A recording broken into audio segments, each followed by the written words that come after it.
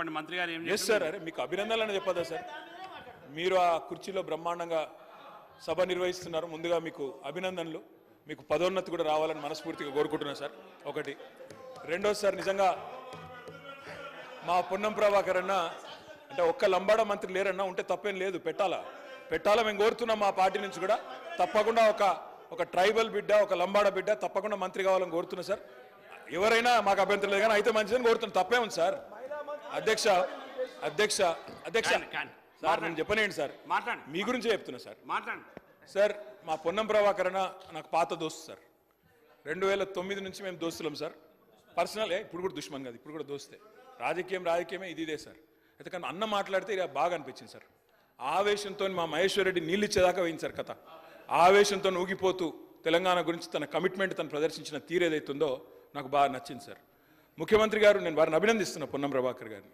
ముఖ్యమంత్రి గారి మధ్యలో 2-3 సార్లు ఒక మంచి ప్రతిపాదన పెట్టింది సార్. నేను కూడా గౌరవనీయులైన ముఖ్యమంత్రి గారికి, గౌరవ రాష్ట్ర మంత్రివర్గానికి ఒక ప్రతిపాదన పెడుతున్నా సార్.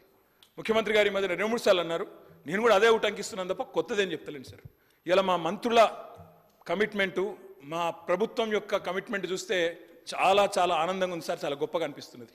అందుకే దయచేసి ముఖ్యమంత్రి గారి నాయకత్వంలో బ్రహ్మాండంగా ఢిల్లీలోని జంతర్ మంతర్లో ఆమరణ దీక్షకు మొత్తం మంత్రివర్గం కూర్చోండి సార్. మేము అండగా ఉంటాం, మేము చుట్టూ కూర్చుంటాం, సచ్చేదాకా కూర్చోమనండి, మేము అండగా ఉంటాం. కేంద్రంతో కొట్లాడదాం.